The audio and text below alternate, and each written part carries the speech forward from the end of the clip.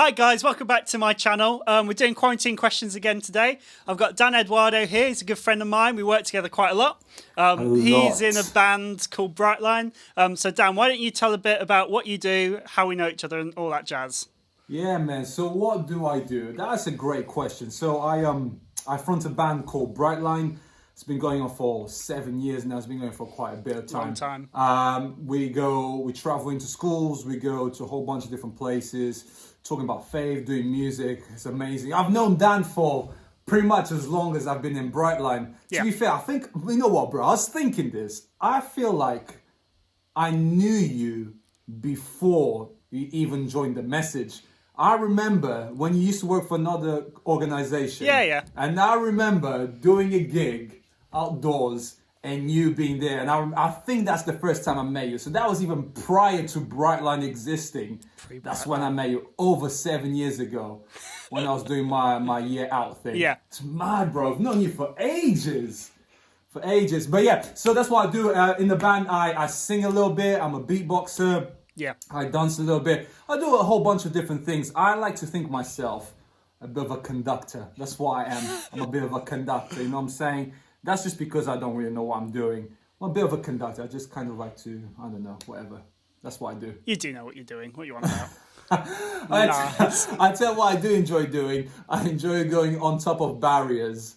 And That's true. That's my favorite part of the game, is asking you to hold my belt. Like, can you please hold me so I don't fall? Yeah. He'll jump off the stage and run up to the mojo, and then rather than standing just on the step part of the mojo, he'll try and stand on the top rail. It's like I'm always seem to be the only person that seems to be around. You're the guy that I trust. We all trust you. Everyone in BrightLine trusts. As long as Dan Bamber is there, Bambino is there, we good. That's good to know.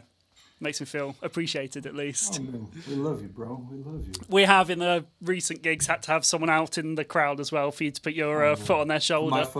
It's been a little bit risky. And to give the impression that I'm walking on the audience, although everyone is planted, because I'm a 6'7" guy that weighs 16 stones. I'm pretty heavy and I'm pretty big. However, I can't be walking on top of teenagers because I'll just crush them. So I have to always have some sort of big guy to pretend to be really small, just to grab my legs and pops up in front of teenagers. Push them out of the way. And just push them, and just holds like grown men holding me. Yeah. It's funny. It's good fun. You know what, bro? Actually, oh man, this is why I missed you. We had a gig in Finland last year in November. Yeah. And I did exactly the same thing, although I didn't prep anyone. So I just ran, and security ran after me. Chasing and then I jumped on the barrier, and I fell backwards, bro. I actually, mid-gig, first song, I just disappeared for a good 15 seconds. And then I went back on stage. I mean, it wasn't like a Dave Grohl moment of breaking a leg or anything. Do you remember when we did it in Cardiff and everyone had soaked the mojo with water because it was so sweaty and I slipped over? That was bad. That was the gig that after that we were like, we should probably have someone in the crowd. That was it. That was a changing point. That was a changing point. The things that we do, Dan. The things that we do. Oh, good fun. Should we get into the questions? Let's do it. Yeah? Let's do it. Have you got them in front of you and all your notes and all that jazz? I have, yes. Sure. Sick. Do you want to describe the time you almost missed a deadline and how did you catch up? I was thinking this, you know what? I am pretty cool with deadlines. I create a deadline before the deadline. So I avoid, I think I got that from university when I was at uni, because I'm like a last minute type of guy. So like my dissertation, I wrote it on a week that was due in, all that kind of stuff, which is like insane. Yeah. So maybe that's probably the closest I've been to missing a deadline, was actually with my dissertation. I just kind of procrastinated and just kind of left it. It's like, oh, I'll do it. And then in the week I was like, oh, crumbs, man, I need to hand this in on Friday, and it was Monday. So then I hustled for 4 days, and then I handed it in on Friday. Good hustle. I got 2-1, so but Smashed I could have gotten better. Smashed it. But ever since then, I'm like, I don't like this stress at all. So I decided to create deadlines prior to the deadline. Very so when I get to the wise. deadline, I'm like, I'm good. But in other cases, maybe writing music, maybe meant to have a few songs and don't have as many songs as I hope to have with the rest of the guys in BrightLine. So, yeah. That's cool. So you haven't been late to sound check ever? No, bro. You know what? You're always on time. Thank you.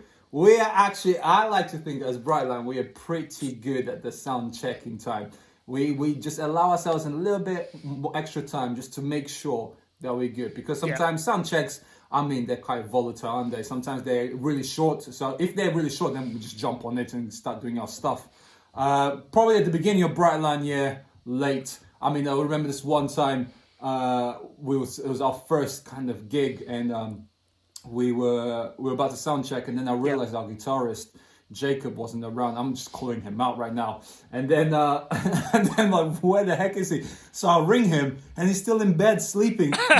Man, I'm like, bro, this is our first like proper gig. Where are you? Why are you not here? He was gutted, and that was it. Ever since then, we've been on it, man. We've been on it. Oh, he kept a firm leash on Jacob. I gave him always the wrong timings. I was like, if the sound check was at 4, I would say, "Oh, bro, the sound check is at 2 o'clock." So that's a very clever move. I'm joking. No, he's good, man. He's a good guy. Oh, he's a legend. He's a legend. Do you want to describe a time you've almost when you've misunderstood a brief and what happened? Yeah, bro. So there was this one time, right? We were so weird. Oh, it was so weird. We were in Crew. Yeah. Was it Crew? I don't know. I can't remember. They all modeled into what. Well, anyway, we were in the Sim City, and we got told, "Oh, there's this kind of fundraising thing happening. Would you come and play?" Sure. So as BrightLine, we just think, okay, cool. We just do a little set. Maybe we'll be playing a bit in the background or whatever. But do like a little BrightLine set or whatever it is. And it wasn't that at all. They wanted us from the beginning to the end for about 3 hours just to play music and like not even eat or have dinner or anything. We just play music. And I remember we were all sat there thinking like, what the heck are we doing? and then someone kept coming up to us, to our sound engineer, Pete Theobald, and say, "Can you turn them down? Can you turn them down?" To the point that he couldn't really hear us. So I was thinking, just Spotify, man. Exactly. It's a lot cheaper as well. Like a lot cheaper. I was thinking, if I'd known this, I'd be like, you know what? Let's have the night off. You guys can use Spotify. Because we were there in that city for a week doing a whole bunch of different things. And that was just... And it was a night as well. So we've been in school the whole day. And then to do an evening thing, it's like, So I wish I'd read that properly, and I wish we had asked the right questions. We didn't. We just went, yeah, sure. It'll be fine. Why not?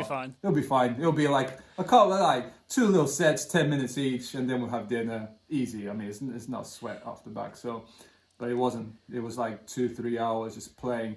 And then the worst thing is when we arrived at the venue, because Lucy, our lead singer, she loves driving, so she was driving the van. Yeah.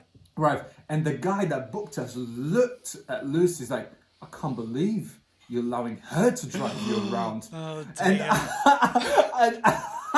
like Lucy's black belt in karate as well. So she was like so annoyed. Yeah. And at that moment, I should have guessed, it's going to be one of those evenings. It's going to be one of those. Man. And then we played for like 3 hours. But anyway. I remember one time where I was doing tech for you, I was engineering you, and there was a bass there that Jacob wasn't using, and I ended up playing bass for the evening as well. I remember that. Was that like Bolton or something? I think it was in Bolton, yeah, it was close to Manchester. Man. Oh my gosh, I remember that. Just had my little iPad there with all the chords on it. It was just like sight reading the whole gig. That was it. I remember Like that set a static mix on the desk and then just jump on the bass for the rest of the night. So Fun funny, times. Man. Good times, man. Great time. You know what else I remember? I remember this one time we arrive at work. So this is when you worked at the Message. Yeah. And we arrive at work, and then you come out and say, "I got a surprise for you." And then you had created all these flight cases. Oh, yeah. For us. Remember this? And you had put BrightLine on it and put the logo and everything. We still use them today. You know what I'm saying? They after 6 or whatever years, they're still solid and good. So for that... They're like your little stage setup, aren't they? Like, you throw them on stage with you. We put them on stage, jump off it, or whatever. Yeah. So appreciate that, bro. Pleasure. Appreciate it. The legacy carries on, man. It's still there, man. You can do quite a lot with some spray paint and some cardboard. It's amazing, bro. It's amazing. It's amazing. No problem. What about your most exciting gig? I know you've done some pretty huge gigs recently in Finland and such like. Do you want to? Yeah, totally. Most exciting gig. I think probably Finland. It was our latest one. In a festival called Matanakavisa, which is a Gatorade arena in Turku, which is not far from Helsinki, and that was pretty cool. So we were playing at a festival in the UK called Big Church Day Out. Yeah. And this lady, promoter, saw us perform on the Illuminate stage. And my friend Linz then called me off and said, "Oh, come and chat with, I want to introduce you to someone." So we started chatting. And then she said, "I will want to book you for Finland." And then later on to find out she wanted us to headline the Friday night as the big international act. And we were like, oh, super honored. Yeah. So that was pretty cool. So that was like probably the closest we've ever been to like, this is a legit, like someone picked us up from the airport, takes us to the hotel. Sick. We spend the night in a hotel. The next day, they pick us up, take us around to look at the city, and then take us to the venue, to the green room, everything that we needed. It's just amazing. But the gig itself was just super cool. Pyros, just everything, man. It's just like all legit, like amazing. So that was probably one of my favorites. Yeah. But I think my favorite gig we've done was in 2018, I think, in Cambridge Junction. You were at that. Yeah, you were on stage. You were that. Stage You on stage. You were on that. Yeah. And I just remember the vibe in that room was just like electrifying. And I remember having so much fun and being so gassed at just throughout the whole gig. Yeah. And I think that was one of the first times that I climbed onto the. That was the first time. It's like, oh, Dan, come in there, grab the quick.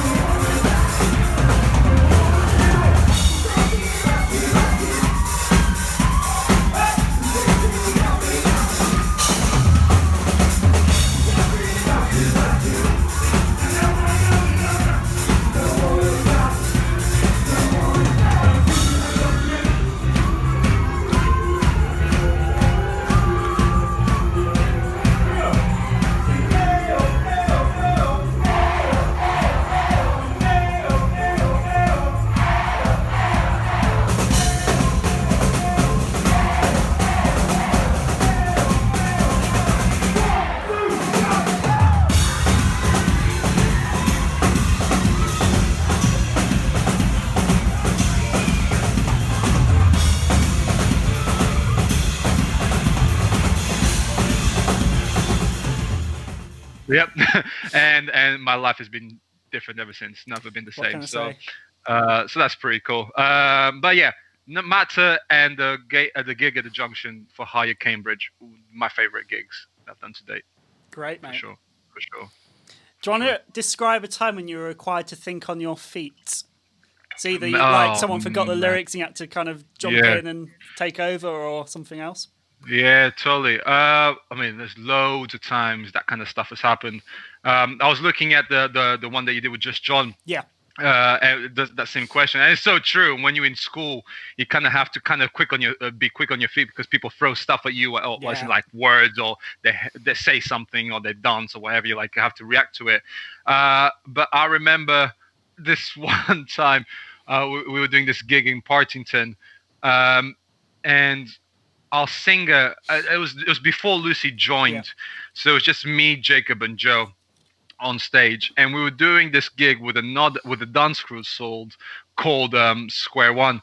And I remember this one time, I don't know, I just thought it would be a good idea for one of the dancers to sing a verse. So she comes on, and she and we did the first verse. That was Jacob singing it. It's all cool, and then we go into verse 2, and she just freezes. Massive and then, stage fright. I was there. Honestly, bro, it was awful. I'm not even gonna pretend it was good. I was like, what's going on? Why is she not singing? And then I remember, I think I just started to say the words. I was not even singing it because it's not in my range. Yeah. So I was like, I just started talking as in talking the lyrics. Yeah. Because as if it was some weird, really bad rap. I just started doing that. It was like a really bad rap. I will stand. Pum, pum, pum, pum, pum, pum, pum, like I'm back in the 90s or whatever. And it was awful. And she was just like, the whole time, just frozen, stood still. Yeah. I'm like, this is awkward.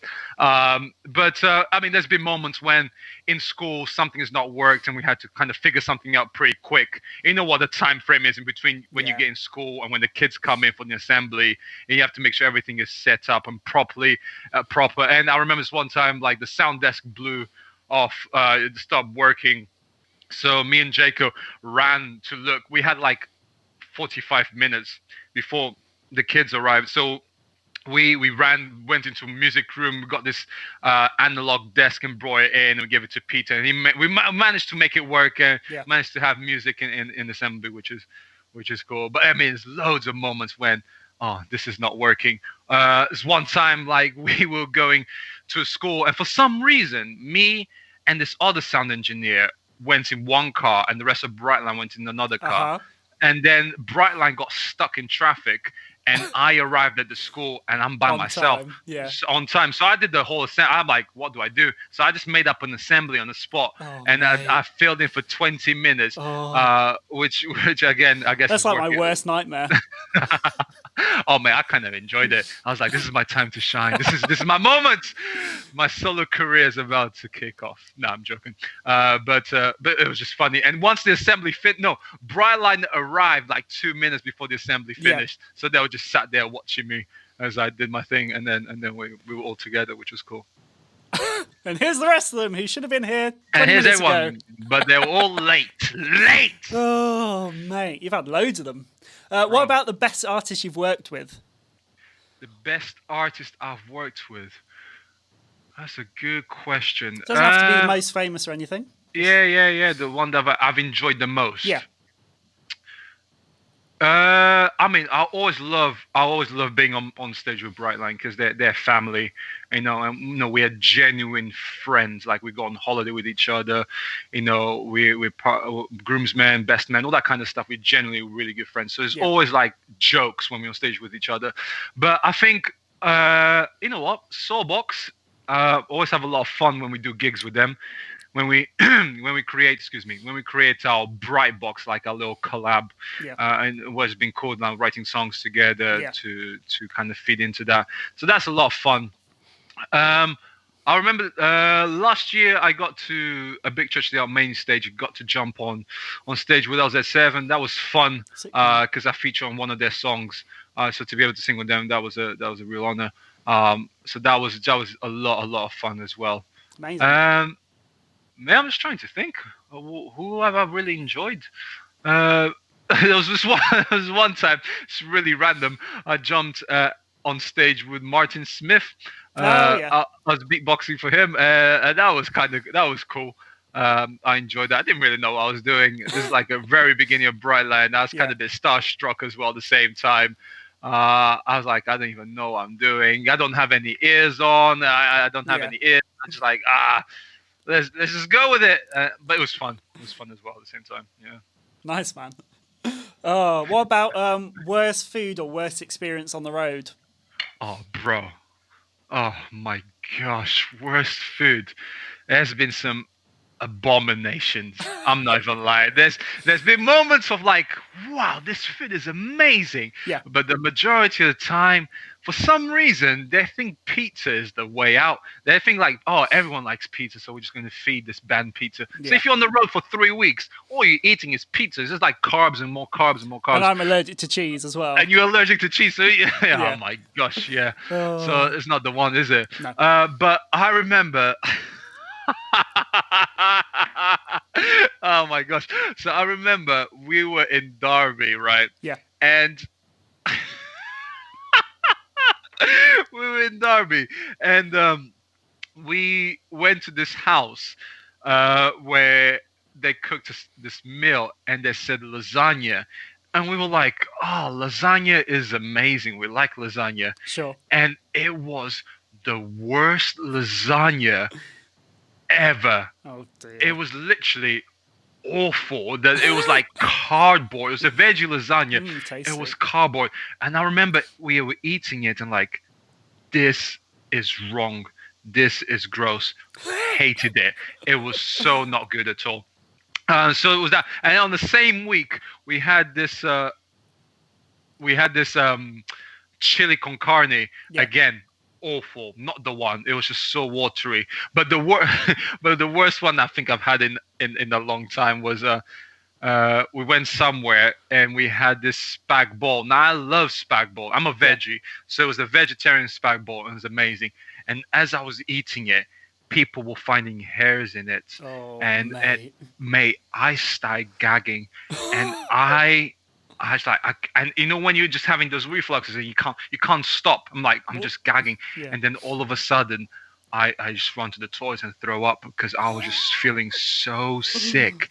It was, bro, it was nasty. Like it was not the one. It was not the one.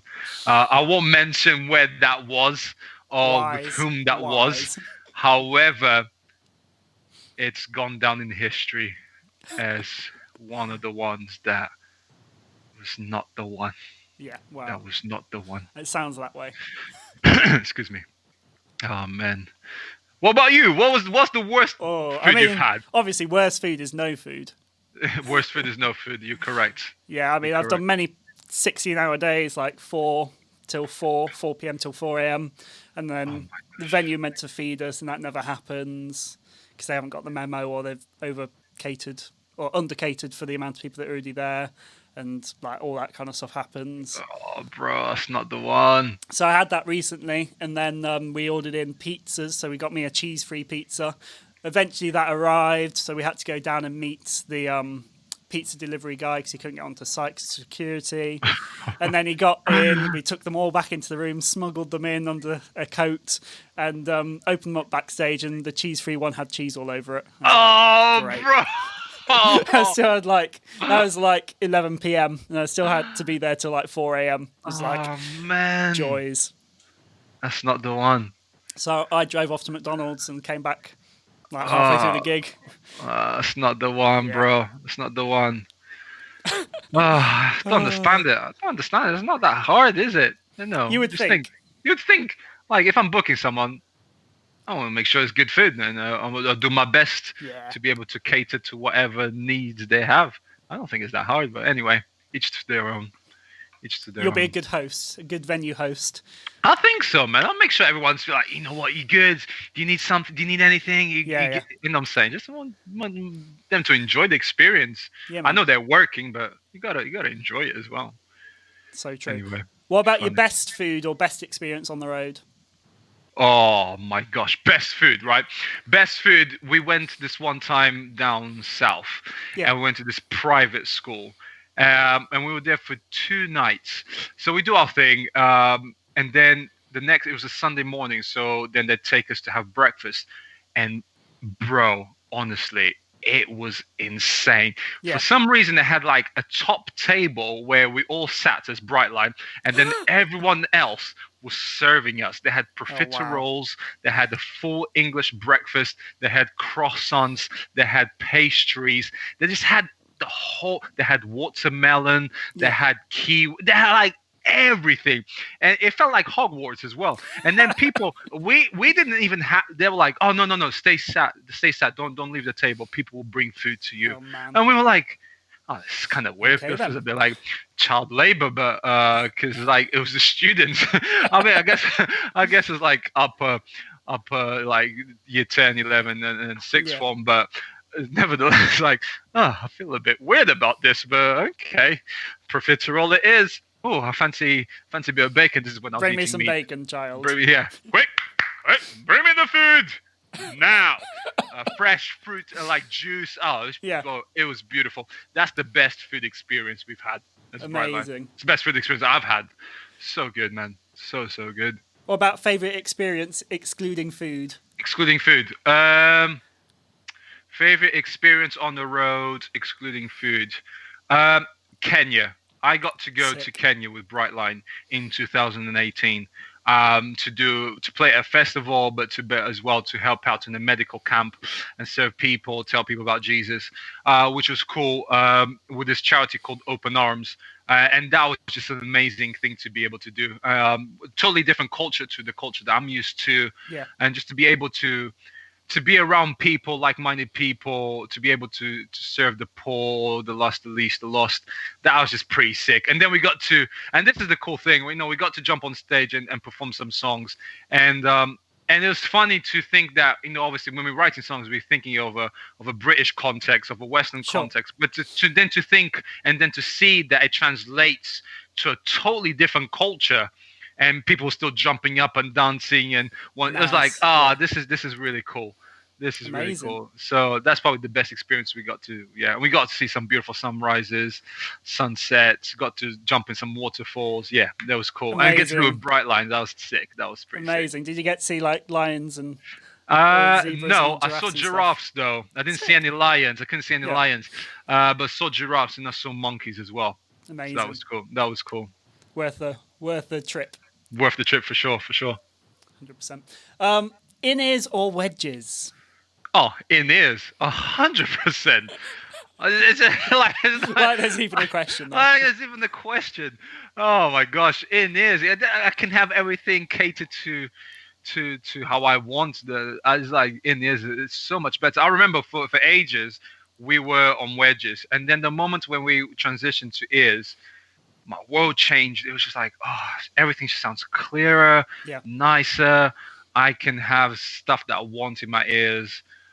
Beautiful. I don't even understand when I know people say, real musicians wear wedges and they don't have ears. I'm like, I don't care. I prefer ears. Yeah. And it protects my ears as well, and I'm safer like that. But no, ears for sure. And you run around the crowd. You run into into the crowd, around the stage. Everywhere. So having wireless ears, like do whatever you want, hear the same thing everywhere. Totally right. Exactly. Can't go wrong. Can never go wrong with that. And then when we get to have you on stage doing monitors, man, that's like life is perfect. My favorite moments. You are on monitors, and then when I jump onto the barrier, you leave monitors, and you, for some reason, and you grab my belt, and I feel safe. Save me from killing anyone. Save me from killing anyone, and then you go back to monitors. Great, that's the best gig one could ever hope for. I couldn't agree more, to be honest. Right, what about most elaborate stage costume? Yeah, good question. I was thinking about that question. Now, a long time ago, I used to wear a backpack on stage, and I was like, okay, cool. Right, we wear all white. I don't think our costumes are that crazy, to be fair. Pretty standard. Yep. I think we've used stuff on stage, though, which has been like crazy. And I think probably the craziest thing is the coffin. There was this one, we had a coffin on stage, and I will come out of the coffin at the beginning of the set. Why not? Why not? I was like, well, we got a coffin in the office, so why not? So, it was to do with one song called Zombie. And the whole idea behind it is I'll get wheeled onto the stage in the coffin, so no one really knew. The band was already on stage, kind of building the intro. I'll be in the coffin, and then I'll kick the coffin open with my foot, and I'll be kind of like dead. And the whole idea, the whole concept behind it was like coming from death to life, which is what we believe as when we put our faith in Jesus, that we go from being dead and just merely existing to truly living. Yeah. So we just try to, let's open the gig with that and say, you know what, we're truly alive, and tonight is your opportunity to come truly alive. Yeah. So probably that's the most elaborate. I mean, it was stressful, and I used to freak out the whole time. It was heavy. And I remember just always, whenever I was in that coffin, like, this is weird. For starters, I'm in the coffin. Yeah. Second, is weird, I'm being wheeled around in the coffin, and I'm just nervous that I'll tip over, because I wouldn't even know. I wouldn't even know if I'm falling or not, because I'm just chilled. I'm just chilled in there. But it was cool. I liked it. I kind of want to do it again. We'll see.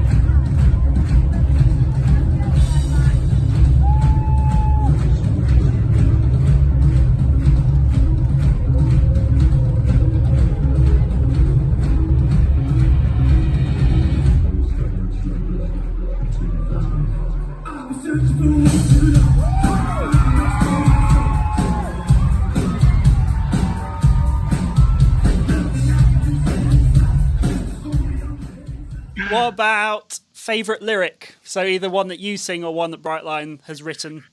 Yeah. Sung by BrightLine. It's a good question. My favourite lyric, I think, I think it's probably like verse 1 of Zombie. Yeah. Like, I've been searching for way too long, trying to find the rest for my soul, so blind. Nothing I can do satisfies, just a zombie, I'm dead inside, no life. And I like that because, for starters, it paints this picture of what I think many times people feel like. They're kind of just going through life, just merely existing, as if they're zombies. I mean, they are alive, but they're not really living. Yeah. You know what I'm saying? And I think with the music that we write as BrightLine, with the stuff that we try to say on stage, with the gigs that we do, we want to change people's perspective on stuff, because even though you have breath in your lungs, it doesn't mean that you're truly living. And we want to encourage people to actually live for someone that is greater than themselves. And I genuinely believe that is Jesus. So what we're trying to do is encourage people to go from death to life. One of the things that Jesus says is, I came to give life so people can live life to the full. And we believe when you put your faith and your trust in Jesus, that's when you truly live life to the full. Preach, and not just merely existence. I'm gonna start preaching in this place, bro. But yeah, that's my favorite lyric. Yeah. I think we've written. I think like that's really clever. It's cool, produces great imagery in your mind. And it's kind of cool. Yeah. So good, mate. My favorite, man. Right. Final question for you. Go for it. Is there any new music coming out soon? What can we look forward to? We are currently cooking, man. We are cooking some stuff, man. We're in the kitchen. We are cooking. What's cool is that we're doing some stuff as BrightLine, but we're doing some stuff as Brightbox as well. Which is pretty cool. So we are been writing with SoulBox, just to kind of merge the kind of two vibes together. Yeah. And the cool thing is there's so much flavor. Like, there's so many ideas, a whole bunch of, and this is cool when I'm in the room with all of them, with Jacob, Joe, Lucy, Sammy, Ben, and John, and I just see them just being creative and kind of fighting with one another, and then they're like shouting and dancing, and I'm like, this is cool, man. So we're currently doing that, the two things. We're doing like a Brightbox kind of project, and then we're still writing some new BrightLine stuff that hopefully we'll be releasing soon once all this kind of stuff blows off. But yeah, I'm excited, man. Excited to Sounds good. Get creative with friends, man. What more would I want? Look forward to hearing it. Yeah, bro. It's good, man. It's good. You've smashed this, mate. Oh, it's been fun, bro. I mean, salute to you, bro. Like, doing all these things. It's cool, man. I was watching the videos. I'm like, you know what? This guy is onto something. I like it. It's good, bro. I'm excited to see where this is going, man. So shout out to you. And you know what? If you do need a sound engineer, for all the people that are watching and listening, this guy is way more than a sound engineer. Like in a whole bunch of things, man. He's a super creative guy as well. He understands from a musical perspective, and he understands it from a technical perspective, even with QLab stuff, you know, with projections and stuff. You know what I'm saying? Like, we are kind of learning on the spot. And when you are on the gig and you're like, actually, why don't you try that? You've clued up and you've gone away and you've studied it and all that kind of stuff to be able to be the best you can be for the people that you are serving and the people that you're engineering from. And you know what, bro? I salute you, because not many people are like that. And just one final thing. I remember when, you know, you moved on from the message and we went to do your own thing, and you tried some stuff that didn't quite work out. And then I remember you went away and you hustled and you hustled and you hustled. And you got to a point when you're like, oh, you are truly respected among your peers. And that is just says everything that you need to know about you, Dan. And again, I salute that, bro. That's just so cool, man. And I wish and I hope that I have that kind of same tenacity and kind of go-getter type vibe that you have, bro, because it's genuine. Like, you don't see many people like that. And it's like it's the classic saying, man. You got some lemons.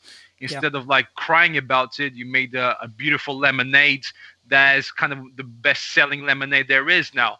You know what I'm saying? So it's good, bro. Keep it up, man. Thanks, you, man. Buddy. Oh, so we've reached the end of this section of quarantine questions. So we'll leave some stuff in the description below for BrightLine and his social medias. Dan, is there anything you want to say before we sign off? Man, keep safe. Wash your hands. Be wise. There is hope. Always hope. Love you guys. There's always hope. Hey guys, thank you for watching this video. If you could click the link in the bottom right hand corner, that'd be amazing. That subscribes you to the channel. Otherwise, leave us a like or a comment if you want to tell us what you liked about it or what you want to see next time. Otherwise, I'll see you again in another video. Cheers guys. Bye.